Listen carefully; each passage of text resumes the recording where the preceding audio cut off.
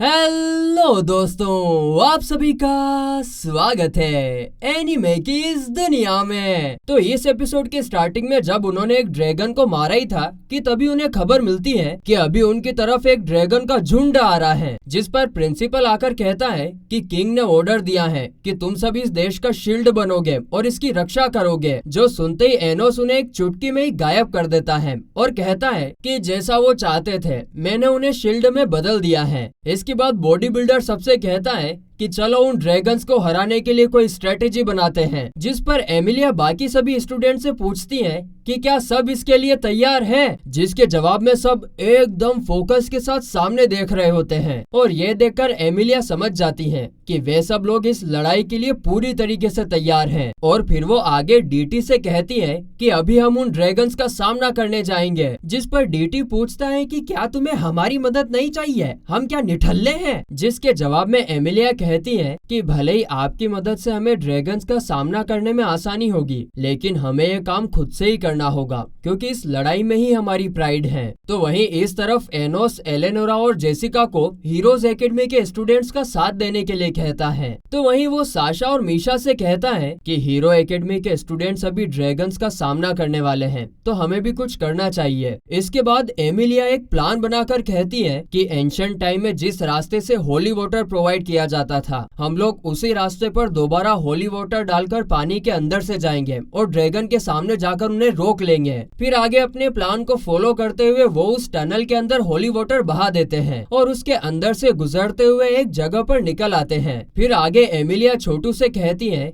कि अब यहाँ से सब तुम्हारे ऊपर है, और ये सुनकर छोटू उस पूरे इलाके पर अपना मैजिक कर देता है। इसके बाद सब लोग झाड़ियों में छुप जाते हैं और जब ड्रैगन उस जगह से गुजरते हैं तो वो लोग मिलकर उन पर अटैक करके उन्हें नीचे गिराने लगते हैं और ये सीन यहीं पर शिफ्ट होता है। तो वहीं दूसरी तरफ किंग ने मीसा की बॉडी में इमोशंस के गॉड इनस को एंटर करवा दिया था और वो किंग ले से कह रहे थे कि भले ही वो कितना ही तड़पे, लेकिन आखिर में जब इनस उसकी बॉडी में पूरी तरीके से एंटर हो जाएगा तब उसका सोल हमेशा के लिए खत्म हो जाएगा। ये सुनकर ले कहता है कि भले ही तुम कुछ भी बोलो, लेकिन मेरा जवाब सेम ही रहेगा, और चाहे हमें गॉड ऑफ इमोशंस का ही सामना क्यों ना करना पड़े, हमसे हमारा लव कोई नहीं छीन सकता। जिस पर किंग कहता है लगता है तुम्हारा दिमाग ठिकाने पर नहीं है, तुम जो ये इतना लव लव कर रहे हो ना, इस लव को देने वाला भी गॉड ऑफ इमोशन ही है। तभी मीसा की बॉडी पूरी तरीके से इनस के अंदर चली जाती है और फिर वो ले के पास आकर उससे पूछती है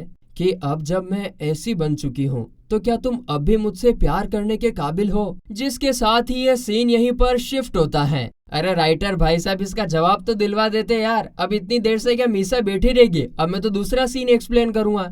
खैर क्या कर सकते हैं अब। तो वहीं दूसरी तरफ हीरो एकेडमी के स्टूडेंट्स ने काफी सारे ड्रैगन्स को खत्म कर दिया था और बचे हुए काफी सारे ड्रैगन्स के साथ फाइट भी कर रहे थे। तभी वहां पर एलेनोरा एक मैजिक करके चारों तरफ मैजिक बॉल्स फैला देती हैं और कहती हैं कि इन बॉल्स को एब्जॉर्ब करने से तुम्हारे अंदर की मैक्सिमम पावर्स बाहर आ जाएगी, लेकिन इसका असर ज्यादा देर तक नहीं टिकेगा। फिर आगे सारे लोग उन बॉल्स को एब्जॉर्ब कर लेते हैं। बॉडी बिल्डर भी एक बॉल को एब्जॉर्ब करके हाफ चूक एक जंप करता है और एक ड्रैगन पर काफी खतरनाक अटैक कर देता है, लेकिन ड्रैगन्स ने भी कोई कच्ची गोलियां नहीं खेली होती हैं, इसीलिए वो इनके बैरियर को तोड़ते हुए खतरनाक अटैक कर देते हैं। हम देखते हैं कि एक ड्रैगन एमिलिया पर अटैक करने ही वाला था, मगर तभी एक स्टूडेंट एमिलिया को धक्का देकर खुद ड्रैगन के मुंह में चला जाता है और यह देखकर तो एमिलिया को बहुत ज्यादा गुस्सा आ जाता है। तो वहीं इस तरफ एनोस साशा और मीशा के साथ अंडरग्राउंड में एक आदमी के सामने आकर कहता है कि ये सारा किया कराया तुम्हारा ही है ना?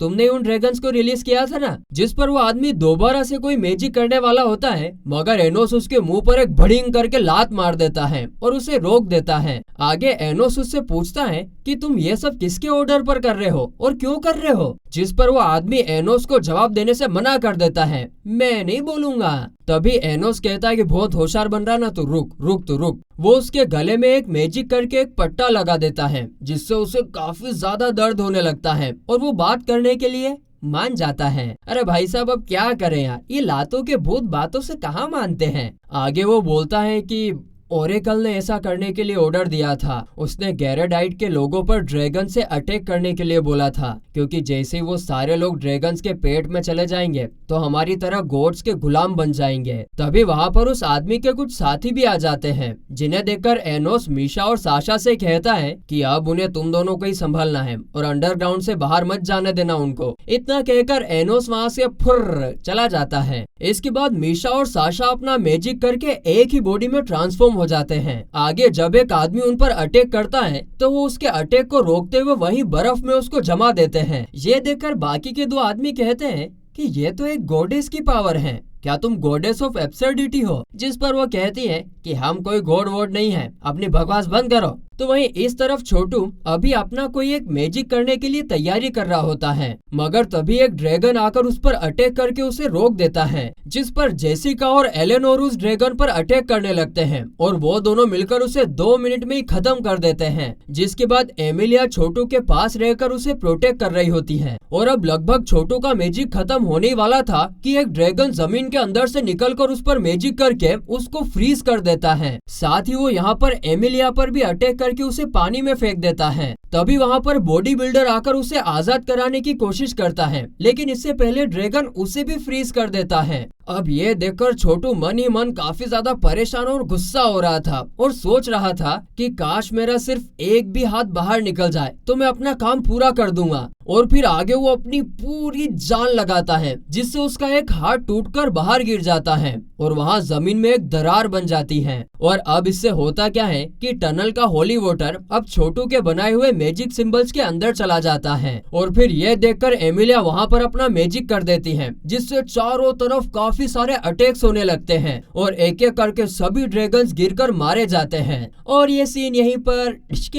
शिफ्ट होता है। तो फिर वहीं अगले सीन में हम देखते हैं कि एनोस ओरेकल के पास पहुंच गया था और उससे पूछता है कि क्या ये अटैक करने का फैसला तुम्हारा अकेले का था या फिर ये ऑर्डर तुम्हारे देश ने दिया था? जिसके जवाब में ओरेकल बताता है कि ये सब ह्यूमन किंग के ऑर्डर से ही हुआ था। किंग ने अपने लोगों को गुलाम बनाने की इच्छा मांगी थी और तो और यहाँ के लोग भी गॉड में ही यकीन रखते हैं। ये सुनकर एनोस कहता है कि ये सब बकवास है और तुम भी सिर्फ एक फ्रॉड हो। जिस पर ओरेकल कहता है अच्छा चलो तो फिर मैं तुम्हें एक चमत्कार दिखाता हूँ। मैं ये दावा कर सकता हूँ कि काफी जल्द गॉड ऑफ इमोशंस इनस मीसा की सोल को अपना बना लेंगे। साथ ही स्पिरिट स्वॉर्ड भी गॉड के पास वापस आ जाएगी, जिसके बाद जल्द ही एक ड्रैगन आकर ह्यूमंस को गॉड तक पहुँचाने का रास्ता दिखाएगा। आगे एनोस पूछता है कि 2000 साल पहले जब इंसानों और गॉड्स के स्क्वाड ने मिलकर डीमन किंग का सामना किया था तो सभी मारे गए थे। उस टाइम तुम्हारा गॉड उन्हें बचाने क्यों नहीं आया था? जिसके जवाब में ओरेकल कहता है कि जिसको मरना होगा वो तो मरेगा ही सही और जिसको जिंदा रहना वो रहेगा, ये सब गॉड की इच्छा है। ये सुनकर एनोस कहता है कि तुम्हारी इस बकवास का कोई सेंस नहीं है। अगर एक भगवान अपने लोगों की जान बचाने की कोशिश भी नहीं कर रहा तो उसका ना होना ही बेहतर है। तुम उन लोगों को गुलाम बनाने की कोशिश कर रहे हो जो अपनी जान बचाने के लिए अपना सब कुछ दांव पर लगा देते हैं। एमिलिया और बाकी सब अभी अपनी आखिरी सांस तक जितना हो सके ड्रैगन का सामना कर रहे हैं। क्या उनकी इस मेहनत का कोई मतलब नहीं है? क्या उनकी लाइफ की कोई वैल्यू नहीं है? और बस इतना कहकर एनोस उसके सामने किंग और ले का सीन दिखाने लगता है और कहता है कि तुम्हें मारना तो मेरे लिए बच्चों का खेल होगा, लेकिन पहले मैं तुम्हारा पर्दाफाश करूंगा।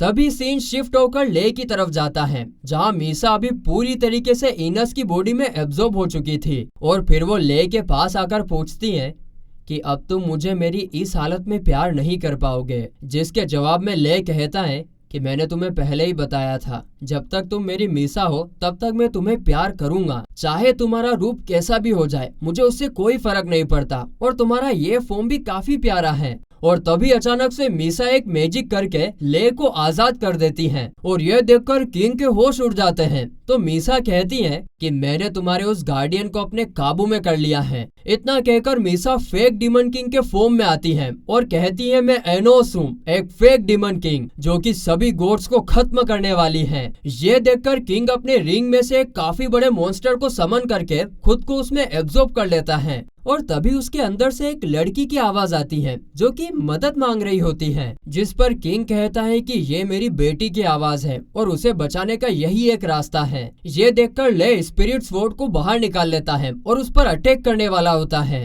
तभी मीसा उसे रोकते हुए कहती है कि मुझे लगता है कि ये एक चाल है और अगर तुम उसे बचा भी लेते हो तो शायद बाद में पछताओगे। जिस पर ले कहता है कि हाँ, मैं ये जानता हूँ। इतना कहकर वो किंग की बेटी को बचाने के लिए अंदर घुस जाता है और उसे अपने स्वॉर्ड से स्टेप कर देता है, लेकिन तभी वो लड़की अपनी आंख खोलकर स्पिरिट स्वॉर्ड को पकड़ लेती है और वहां से गायब हो जाती है। इसके बाद स्पिरिट स्वॉर्ड अब किंग के हाथों में आ जाती है, जो कि काफी ज्यादा पावरफुल थी और वो ले के सारे दूसरे स्वॉर्ड्स को बड़ी आसानी से तोड़ देती है। फिर आगे वो ले पर दोबारा से अटैक करने वाला था कि ले और मीसा दोनों मिलकर उस पर अपने लव स्वॉर्ड से अटैक करने लगते हैं और उस लव स्वॉर्ड का असर तो इतना खतरनाक होता है कि वो देखते ही देखते किंग का खेल खत्म हो जाता है। उसका खेल खत्म और हमारा भी खेल खत्म, क्योंकि ये एपिसोड तो यहीं पर खत्म होता है।